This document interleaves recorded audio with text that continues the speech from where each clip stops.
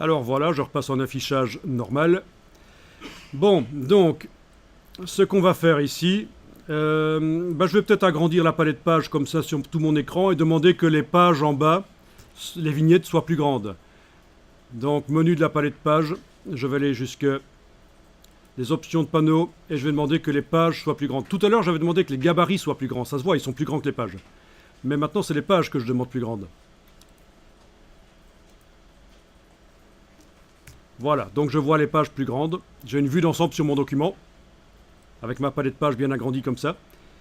Et je vais aller modifier les valeurs de marge dans le gabarit A. Alors on y va, vous faites clic, majuscule clic pour activer les deux pages du gabarit A, qui est à la base de tout, je vous rappelle. Hein. C'est d'ailleurs là-dedans que la numérotation automatique a été mise. La numérotation, les petites numérotations automatiques sont dans le gabarit A et elles sont reportées sur tous les gabarits enfants.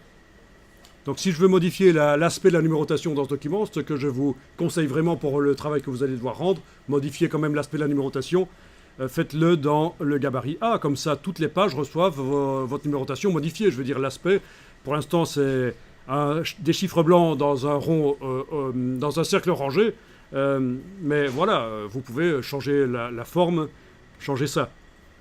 Vous pouvez mettre à gauche les numéros sur les pages de gauche et à droite les numéros sur les pages de droite. Ça se fait aussi, hein, les numéros qui sont portés aux extrêmes de la double page, plutôt que d'être centrés sur la page. Enfin, je vous laisse libre pour ça. En tout cas, voilà, vous avez votre palette pages avec une vue d'ensemble sur les pages. On voit que les éléments sont quand même fort proches du bord des pages. C'est une marge de 12,7 mm. Vous avez activé les deux pages de gabarit par clic, majuscule clic. Vous allez maintenant dans le menu Layout. En français, ce sera le menu page, le menu Layout. Et vous allez chercher la fonction marge et colonne.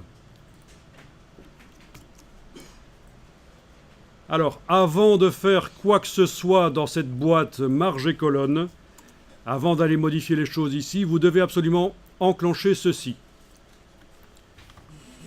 Autoriser le redimensionnement. Un truc comme ça dans la version française. Autoriser le redimensionnement.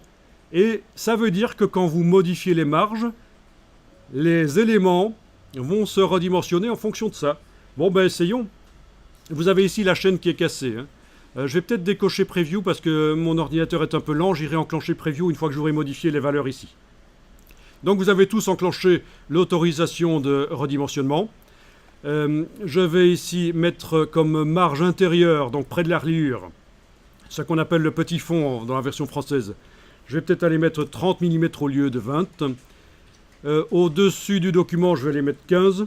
En dessous, alors petit conseil quand vous faites des mises en page, mettez toujours un peu plus d'espace en dessous qu'au-dessus. Comme ça crée une espèce de socle. On a l'impression que les éléments sont sur un socle. Stabilité. 20. À l'extérieur, par rapport au bord extérieur des pages, je vais éventuellement mettre 15 aussi. Et alors je vais cocher l'aperçu ici et on devrait voir que ça modifie tout.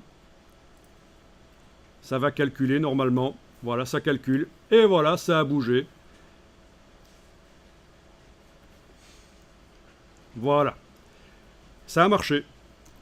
J'ai plus d'espace en dessous. Des pages. Un peu plus d'espace au-dessus et à gauche et beaucoup plus d'espace au milieu. On va y aller encore plus fort. Allez, je décoche la preview ici et je vais aller encore plus fort. On va faire vraiment beaucoup d'espace autour de ça.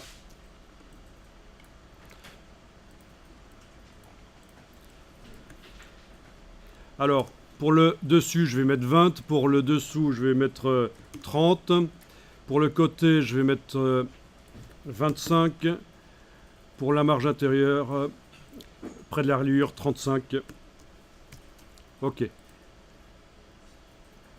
Et oui, j'ai fait OK au lieu de faire preview, mais c'est pas grave, ça revient au même. Ça va calculer. Et voilà. Vous avez des mises en page avec plus d'espace. Donc voilà. Alors il y a peut-être des choses qui ne se sont pas mises comme il faut. C'est possible. Voilà, déjà ici, je vois que peut-être les espacements entre les images, il faudra que j'aille régler ça. Il y a peut-être certaines choses qui doivent être réglées, mais globalement, la mise en page est restée correcte. Vous avez constaté, ça va? Vous pouvez aller voir sur les pages. la mise en page reste correcte. Je vais rétrécir ma palette de pages ici. Donc très intéressant ça. Au départ d'une mise en page, vous pouvez en faire une variante avec voilà, plus d'espace. C'est quand même mieux. Voilà, c'est quand même mieux quand on a plus d'espace.